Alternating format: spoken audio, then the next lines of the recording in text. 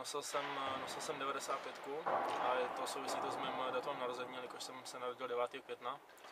A když jsem přišel do Olomouce, tak 95 měl Matěj Pekar, tak jsem si to otočil jenom a už jsem to nechtěl měnit před letošní sezónou.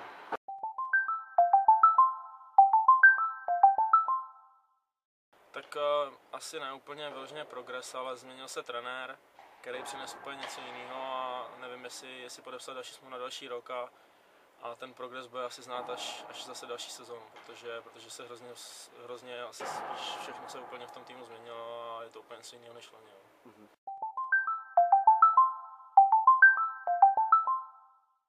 Tak letos jsme asi víc, za prvý jsme víc semklí jako tým, si myslím, to je hlavní důvod, i když jsem tady těch zápasů neodhrál jenom zranění, ale v té kabině se pohybuju a na těch zápasech jsem, takže to vidím a cítím to z toho týmu a asi ta hra má určitě větší pořádek než loni a to je hlavní rozdíl.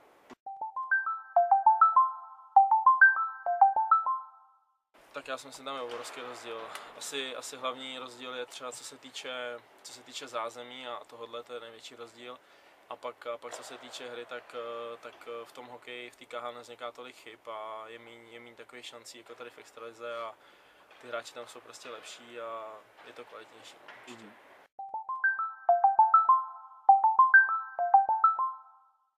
Největší parťák asi vyloženě ne, já se bavím s tou šatnou, já s nikým nemám problém, takže vyloženě nejlepšího parťáka nemám, ale nejvíc asi času místo mimo hokej trávím s Tomášem Houtkou asi.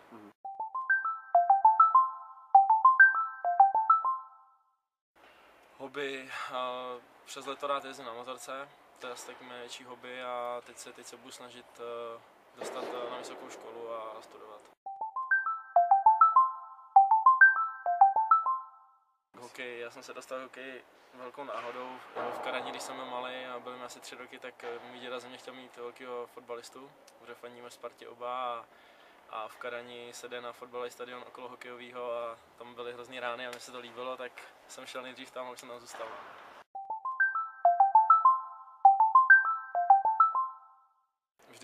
Vždycky jsem byl v útoku a pak okolo toho 4. 5. roku jsem to zkoušel v bráně, protože v té době zářil hrozně dominátor, že jo, tak jsem to zkoušel, ale zůstal jsem v útoku.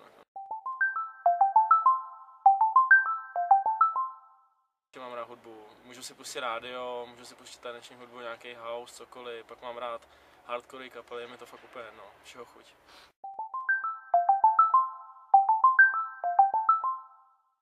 Tak já si myslím, že Slečny jsou hezký celkově u nás v České republice a hlavně jako město je tady moc krásný, hrozně se mi líbí v Olomouci.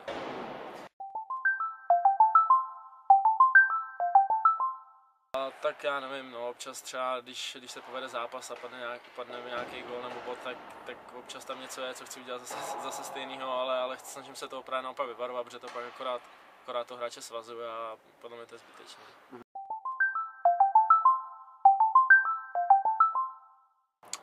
Věřil, tak určitě když jsem začínal už tady vlastně letní přípravu před touhle sezónou, tak určitě každý chce hrát to playoff, protože tam už se fakt může stát cokoliv a pak když přicházely ty výsledky v přípravě, ačkoliv jsem ji nehrál, ale fakt jsem to sledoval, tak jsem si říkal, že to může být na dobré cestě a ten průběh sezóny tomu pak celou nasvědčoval, takže podle té sezóny už to ani není žádný překvapení, že jsme tam, kde jsme.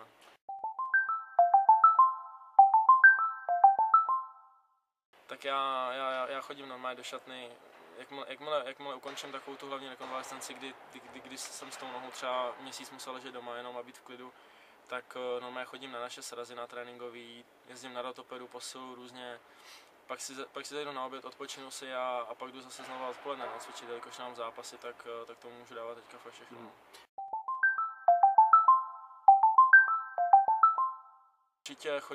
Určitě nejsem takový, že bych se chytal za hlavu při každé šanci jako lidi na stadionu nebo řval na rozhodčí, to určitě ne, ale spíš to prožívám jako součást toho týmu a jsem o přestávce šatně a snažím se kluky vždycky povzbudit.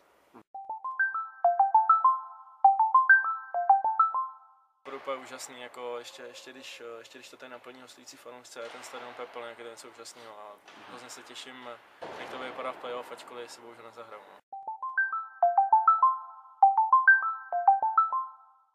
A tak jako je vidět, že se tam hráč může dostat v jakýmkoliv věku, jako je třeba teďka Nakládal, se kterým jsem hrál. V životě bych to neřekl, že se tam dostane. Červenka tam šel pozdě, ačkoliv tam měl obrovský výsledky. Takže stát se může cokoliv, ale jsem realista a jdu kruček po kručku a teď je hlavně, abych se připravil na další sezónu pořádně.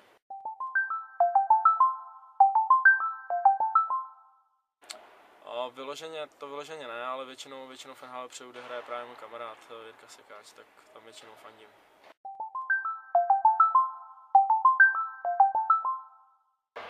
Hodně sleduju vyložené sportovce konkrétního, ale hodně sleduju fotbal, fandím právě Spartě naší a hodně to sleduju. Od malička jsem zarytej Spartan ve fotbale, mám pár drezů doma a vždycky, když jsou v televizi nebo mám možnost jít na Letnou se podívat, tak jedu se podívat na zápas a fandím.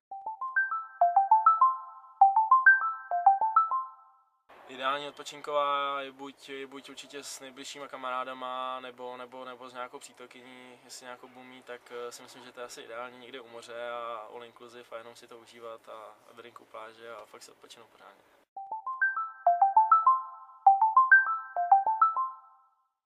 Tak fanouškům bych asi vzkázal, ať přijdou v co největším počtu na to playoff a ať kluky ženou dopředu a myslím si, že tenhle tým je opravdu schopný úplně všeho letos.